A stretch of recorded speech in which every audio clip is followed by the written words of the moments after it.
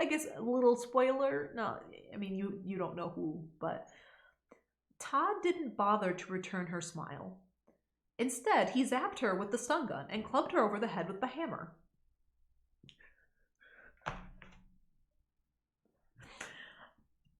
I don't know. He didn't return her smile. Instead, he gave her something new. Hello. So today I wanted to talk about my favorite extreme horror author that I have come across so far. His name is Raph James White, and so far I have read 6 of his books. He certainly has a lot more though, so I'm sure that I will be, maybe making a follow-up video or at least reading more of his books in the future. But before I get started, I do just want to acknowledge that it is a bit echoey. I do have a mic now. I'm trying to improve the sound. However, the room that I'm recording in is just kind of big and echoey, and I'm still trying to figure out how to fix that. So if you'll please just bear with me, I am trying to make it less of an issue and get the audio sounding good. But I digress. Before I get into the specific books that I've read and their plots and everything, I just kind of want to preface this by saying the reason why he kind of stands out to me is because his books do contain the spice, they do contain the gore and the violence that, we're looking for when we're picking up an extreme horror book. However, generally speaking, it really seems like his writing also has more layers to it than that, more depth than just having like a fun, gory time. It is that, but there's also like more there. And I think it's really interesting reading his books, trying to there's something there to explore. And that's something that's really made it fun for me to read in particular. That being said, the first book that I read from him is His Pain. I read this back in January. This book came out in 2006. I would say that this one is still probably my favorite out of the ones that I've read. The plot of His Pain, this book is about a teenage boy named Jason. Now, Jason has this central nervous system disorder, and as a result of that, he, since he was born, has been extremely sensitive to sensations. Everything feels painful to him. Sounds, a whisper is very, very loud to him. All food, the most bland, boring food, burns like spicy food. Just like physical touch, everything hurts. This poor boy knows nothing but pain. And it's kind of starts off as just being this very tragic tale of these parents keeping their son alive the only way they can, but basically by putting him in a bubble. He stays in his room all the time in the dark. There's all these things in place to try to limit the pain he experiences, but he's not really having a life. And then his mother comes across this man, this like yogi guy, and reaches out to him thinking that he might be able to help. So he comes and meets Jason and tries to help him overcome his pain. And he kind of does that by trying to teach him to combine pleasure with pain, kind of accessing both of those things at once. With this book in particular, I thought the idea of learning to work through your pain, understanding and learning how to develop the skills to not just overcome your pain, but to use that to your advantage in your life. I do feel like there is something to that effect in this book, besides the gore and the spice and all of that is also in it.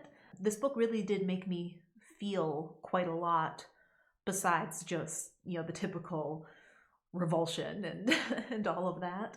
It really did. Like, I really felt, and I still feel like this really is something special in particular. Because it's one of those things that we all have it, right? We all have pain, and a lot of us don't learn how to really cope with it. We just try to stuff it down. And then it always comes up in different ways. And yeah, so I do think that there is value in the idea behind learning to live with your pain, learning how to weaponize it, basically, how to weaponize it to your advantage in your life. All the rest of these books I read on the Kindle app on my phone, so I don't have a physical copy. Probably out of all of his books that I've read so far, this is the one that you could argue maybe has the least depth to it. But even this one, I personally, the way I interpret it, I do see something there. So this one is called Fight for Me. It is from 2020. The plot of Fight for Me is we have our main character, Athena. She is this very large, strong woman. She's like over 6 foot. She's super muscular. She fights in like MMA. She basically gets to a point in her life where she's feeling very defeated romantically. She's left her husband and she just really wants, it kind of comes across at first glance as just sort of like a BDSM type book. Like she wants to be dominated. It's hard for her to find that. Being this large, strong woman, she seems to attract, very sensitive men who want her to dominate them. But that's not what she wants. And so what she ends up doing is arranging this competition for men to come and literally physically fight for her, and whoever wins the competition has to fight her, and if they beat her, then they get to have her. It does come across as very, very spicy. There is, some violence in it and whatnot, obviously, and that's something else to acknowledge about Wrath James White, is that he used to be a boxer and an MMA fighter, so he knows a lot about that world. And it is really fun, just as a complete aside, it's really fun in a lot of his books. He picks on that knowledge and uses it in his writing. And I personally enjoy watching MMA. I know just enough to be dangerous, but actually hearing him talk about it with his knowledge of it, it makes the books even more fun. But anyway, even if nothing else, the thing that I got out of this book, just beyond the entertainment value, no matter how strong you are, you want someone that you can be soft with. If you have someone in your life who is a very strong person, whether physically or mentally, whatever, or you are that person, then you know how taxing that can be for that person to always have to be the strong one. And I do think that it's worth acknowledging how much those people do need someone to be their rock. So I do think that there is somewhat of a euphemism for the kind of mental strength to go within this otherwise very colorful and violent and spicy little nugget. So the next book I want to talk about is called Rabbit Hunt, and this is from 2023, so this is fairly recent. In Rabbit Hunt, you have these two groups of people that you're following. You have this group of young men and women who are hanging out. You get a little bit of detail on their lives and their drama and all of that stuff. This group of people, they end up having an altercation with these group of black men at a gas station. That's how these two groups are introduced to each other. It kind of starts off as that is the catalyst for what will ultimately be further altercations. But you find out that these group of black men, basically what they do is they go rabbit hunting. And when they go rabbit hunting, they are going to engage in a intimate way, specifically with white women, with the intention of then unaliving them after they've had their fun. It's very much a commentary on race. It is a commentary on white women who say they love black men when really they're just fetishizing them and they don't respect them as people. They don't treat them well. There's a lot of otherwise be very racist towards them. So they want to fetishize, and they think that that means that they love black men, which obviously it certainly does not. And then these men basically are kind of viewing this whole thing as a, what's it called? Reparations. They're viewing it as reparations. But the thing is that you hear this commentary from these different characters, and there is this acknowledgement of this sort of just being an excuse that ultimately they really do just enjoy unaliving, murdering people, and that they figure if they're going to be fetishized anyway, then they might as well take advantage of it and benefit from it. And then also afterwards they get to, you know, whether or not they want to try to justify it as some sort of political or social movement, where the true intent really is just that they want to do that and that they enjoy doing that. This group of men had gone with the intention of going on a rabbit hunt. So that was why they were kind of going out anyway. They happened to run into this group of young adults at the gas station. One of them says something racist to him. So then after they kind of go through with their initial plans, then they have altercation with these. Again, I don't think they're teenagers. I think they're young adults. But yeah, I guess that's all I'll say about the actual plot. Don't want to give too much away, but I'm sure you can kind of imagine. There's a lot of smut. There's a lot of violence. But I mean, I think this one is very, very clear to have other messaging beyond just the actual story itself. I thought it was a very interesting commentary on the excuses that we make for, you know, the way that we view ourselves versus the way that the people that we hurt view us, and how people can use social movements as an excuse for something that's completely unrelated. Those awkward race relations that, you know, sometimes just not out of malice, but just ignorance can still be hurtful to people. And so you have like this weird balance of people who are very angry about the way that they've been hurt, but they can't hurt the people who hurt them, so they lash out at other people who didn't hurt them in the first place, but it's very symbolic. So this one has all that kind of deeper discussion in it, but it's also just a fun read. It's just a fun read with a lot of all the things that you're looking for. And honestly, some a pretty wicked scene, actually, to me. He kind of briefly touches on men's mental health. He doesn't characterize it that way specifically, but one of the characters, one of the black men in the book, is called Big Mike, and he kind of talks about being treated as an inherent threat because of his size. And I'm sure that also overlaps with his color, just being inherently treated as a threat, and how the burden is put on him to make other people feel comfortable around him. But also as a result of that is that nobody worries about if he's comfortable. Like the burden is always on him, and it becomes sort of a self-fulfilling prophecy that he is inherently scary, and not knowing how to kind of socialize in a normal way, feeling very neglected emotionally, because no one's taking the time to care about how he's feeling and how he can be victimized as well. Like he's just always the problem. He's always the threat. So yeah, that's another thing that is also kind of briefly kind of touched on a little bit, which is definitely men's mental health is certainly not taken seriously enough by a lot of people. And it is very sad how many men kind of suffer in silence and feel like they have to suffer in silence. And so it is kind of nice to hear, like, again, like this author is like this big, you know, strong guy. It is kind of nice to hear him kind of touch on that subject in this book. Next, we have a book called Hardcore Kelli. Let's go. Hardcore Kelli is from 2020. This one is fun. So Hardcore Kelli is about a woman who is named Katie. Katie is a boxer, but she's not really at the height of her game. She hasn't been doing very well. As a side hustle, because, you know, fighting doesn't really make a lot of money unless you are one of the top people. At least I know that that's the case with MMA. I imagine it's probably similar with boxing. So she also dances at a adult gentleman's club.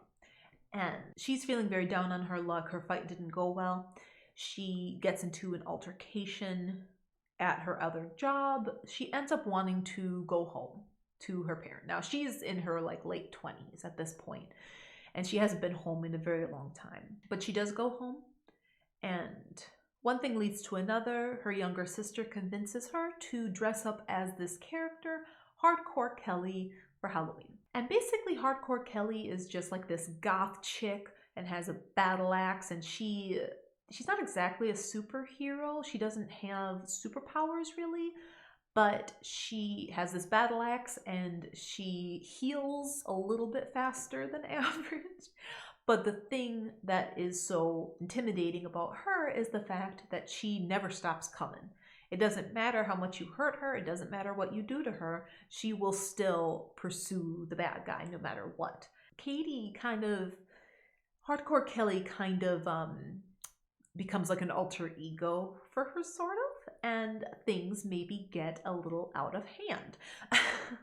Now this one, again, to me, it can be read as just like this fun, good time, but certainly plenty of us, whether it is like, regardless of what type of situation we're in, how many of us have kind of put on an alter ego to get through a situation, right? Like I know there's people who are kind of shy, who put on like this other personality to go to work and try to be sociable and charismatic.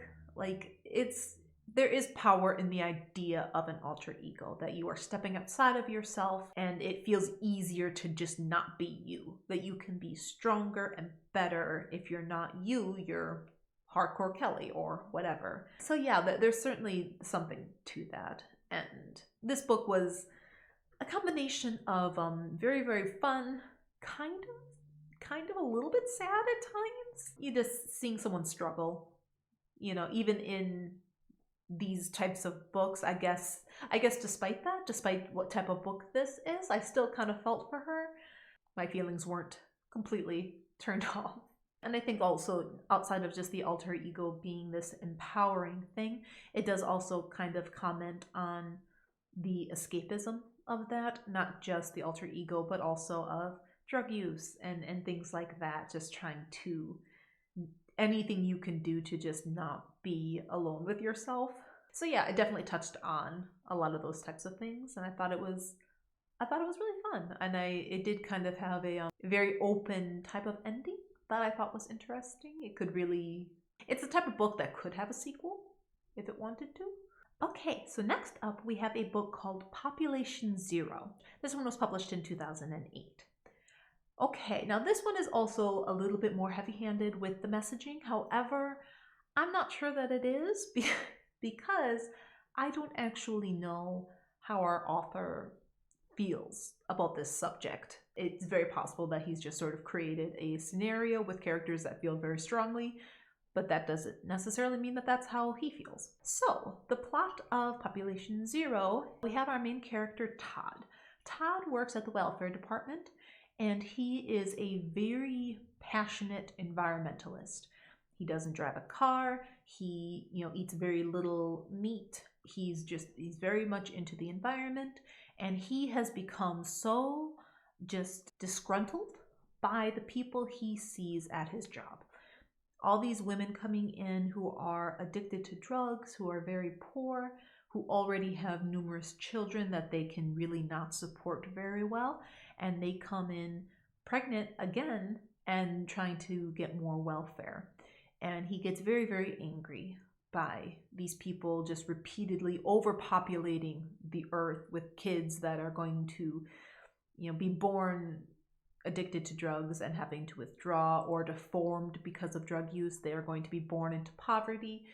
He is concerned about overpopulation in general, not just for poor people, but those are the people that he sees at his job. So it becomes especially triggering to him to have to engage with these people and kind of inadvertently encouraging them by approving their welfare applications.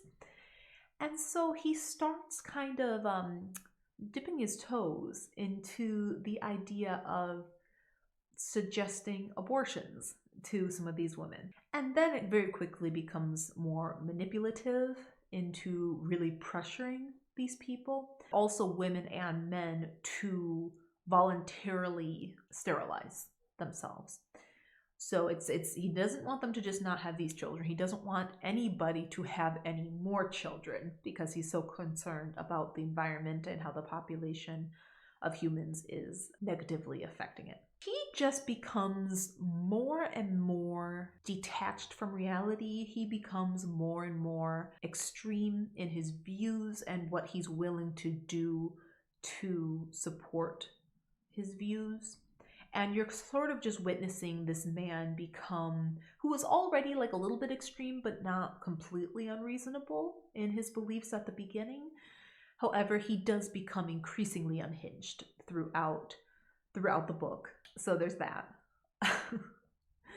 And yeah, I don't want to give too much away. So obviously there is something to be said here about overpopulation, about how the people who are having children, people who probably are not in a position to be bringing more children into the world. This book does get pretty crazy. This book gets very, very, it's a lot. It gets pretty intense because obviously you're touching not just on overpopulation, you're also touching on pro-life versus pro-choice in the first place. Who are you prioritizing? Being biased against poor people, assuming people can't get clean if they are on drugs. There's a lot of social commentary about that stuff in this book. The only thing that I don't want to say I didn't like the ending, but it was very abrupt. It felt very abrupt. Like this whole book, everything felt very well paced. And then the ending, I don't know if it was done intentionally to be jarring, but it wasn't necessarily not wrapped up. It just, yeah, like the last it happened really fast. It does also kind of lends itself to the idea of becoming exposed to things online, causing people to lean more into their extremist views than what they were on their own. That you get into, you kind of, again, it starts off kind of innocent, but then you kind of fall in with people who are really good at just kind of slowly bringing you in. And the next thing you know, you're just so far from where you started.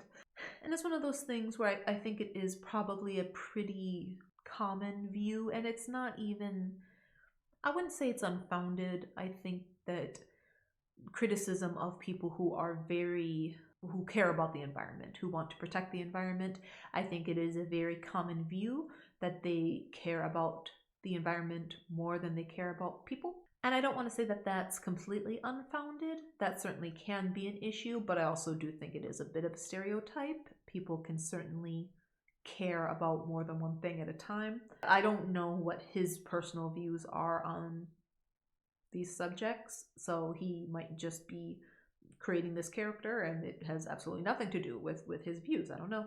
But it is addressing these sorts of issues on top of the social commentary about class and all of that, and making people, people jump through hoops to receive assistance, but also people who abuse the system, who kind of make it harder for other people who just genuinely need a little help.